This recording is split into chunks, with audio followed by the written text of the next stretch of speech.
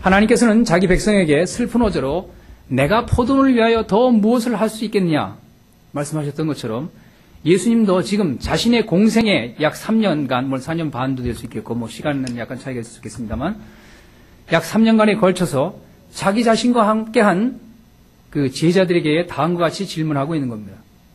내가 얼마나 너희와 함께 있어야 하겠냐? 또 말씀하십니다. 내가 언제까지 너희에게 참아야 하겠냐? 이제 우리는 예수님과 제자들이 어떻게 이런 상황에 처하게 되었는지를 간단히 살펴보고 본문을 통해서 우리에게 주시는 교훈을 생각해 보자 합니다. 예수님의 영화로운 모습, 하나님의 임재, 모세 엘리야와 예수님과 함께 했던 그 아름다운 시간들, 아름다운 그 순간들, 이제 이 모든 영광스러운 그 장면이 사라지고 나서 예수님과 그 세 제자들은 다시 불신앙과 삶의 고통스러운 문제가 있는 현실로 되돌아옵니다. 무리들이 예수님께 인사하자 예수님은 곧바로 문제의 핵심으로 들어갔습니다. 무슨 일로 논쟁하냐? 무슨 일이냐? 하고 질문하십니다. 그러자 무리 가운데 한 사람이 말합니다. 선생님, 내 아들을 선생님께 데려와 고치려고 했습니다. 그래서 저는 선생님의 제자들에게 제 아들에게서 귀신을 쫓아내어달라고 청했는데 당신의 제자들이 쫓아내지 못했습니다. 이 말을 듣고 주님께서는 앞부분에 언급했던 그 안타까운 마음에서 한마디 하신 겁니다. 아, 믿음이 없는 세대요. 내가 언제까지 너희와 함께 있어야 하겠냐? 내가 언제까지 너희에게 참아야 하겠냐? 제자들이 귀신을 쫓아내지 못한 사실에 대해서 예수님은 정말로 안타까워하셨습니다. 그리고 아이를 데려오라고 명하셨습니다. 귀신은 예수님을 보자 아이에게 심한 경련을 일으켰습니다. 아이는 땅에 넘어져 거품을 흘리면서 뒹굴었습니다. 주님은 언제부터 이런 일이 있었냐고 묻습니다. 소년의 아버지는 어려서부터 그랬다고 대답합니다. 이렇게 확신에 찬 마음속 깊은 곳으로부터 믿음을 향해 나아가도록 격려하는 말을 들은 이 아버지는 자식을 위해서 자신이 할 수 있는 것은 믿는 것뿐이 없다는 것을 알게 됩니다. 자식을 위해서 이제 무엇인가 할 수 있겠다는, 무엇인가는 해야겠다고 하는 마음이 들었습니다. 그것은 바로 예수님을 믿는 일이었습니다. 예수님은 이 아버지의 믿음의 행위에 반응했습니다. 귀신을 꾸짖으셨습니다. 벙어리 귀머거리 귀신아, 내가 너에게 명한다. 아이에게서 나가라. 그리고 다시는 그에게 들어가지 마라. 그러자 귀신은 소리를 지르고 아이에게서 심한 경련을 일으켜놓고 나갔습니다. 아이가 죽은 것 같이 되자 사람들은 아이가 죽었다고 수군거렸습니다. 그런데 예수님은 아이의 손을 잡아 일으켰습니다. 아이가 살아났습니다. 마치 죽은 자의 부활을 미리 보여주는 것 같습니다. 예수님의 십자가 사건 바로 직전입니다.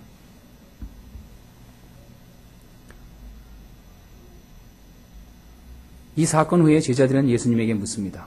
왜 우리는 귀신을 쫓아내지 못했습니까?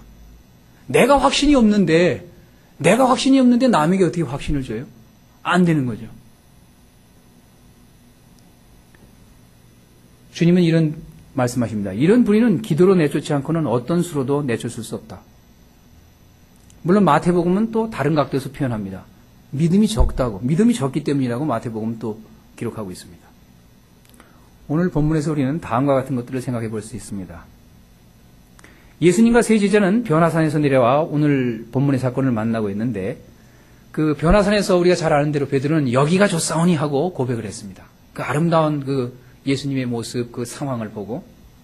그러나 그런 아름다운 상황은 오래가지는 않습니다.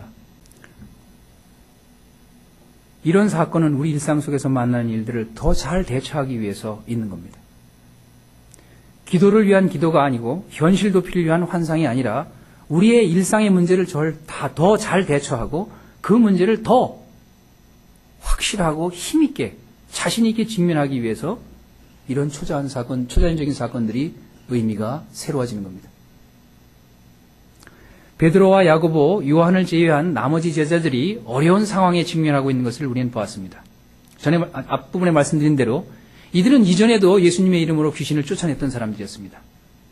그런데 지금은 귀신을 쫓아내지 못하고 안절부절하고 있습니다. 그 여러분 한번 그 상황을 한번 상상해 보세요.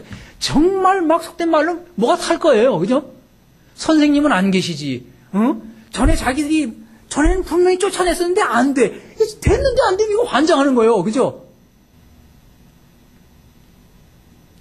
물론 복음화된 지역에서 복음화된 우리와 같은 상황에서는 그 귀신 들린 일에 대해서는 별로 잘 드러나지는 않지만은 그러나 지금도 아직 복음이 제대로 증거되지 않은 그런 지역에서는 아직도 귀신의 역사가 드러나고 귀신을 쫓아내는 일도 있고 그건 사실 드러납니다. 그렇다고 해서 우리는 방심하면 안 됩니다. 복음화된 지역이라고 해서 자기 자녀들에 대해서 기도하는 것을 게을리하면 안 됩니다. 사탄의 역사라고 하는 것이 이런 마비시키고 죄송한 얘기지만 이렇게 간질 같은 그런 증세는 안 보인다 할지라도 결국 내 마음을 내 스스로 조절하지 못하는 것, 그것도 위험한 증세예요, 사실은.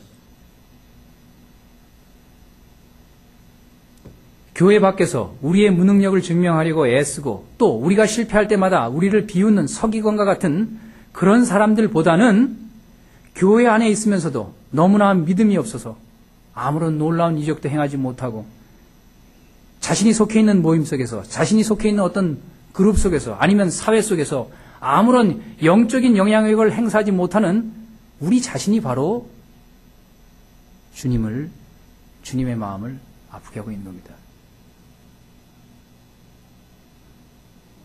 물론 간단한 일은 아닙니다. 절대로 간단한 일은 아닙니다. 우리의 믿음이, 우리의 행위가, 우리가 머물고 있는 그 단체 속에서, 아니면 또 가정 안에서 또 작게는 정말 영적인 영향력을 행사하는 것이 쉽지는 않습니다. 하루아침에 될 일도 아닙니다. 그렇다고 해서 자학할 필요까지는 없습니다. 있는 그대로를 인정하고 믿음이 없음을 고백하고 도와달라고 요청할 수밖에 없습니다. 거기에다 마지막으로 예수님 말씀하신 대로 이런 이유는 기도 이외에는 불가능하다고 말씀하고 있습니다. 그냥 한 5분 하고 말고 하는 그런 기도가 아니고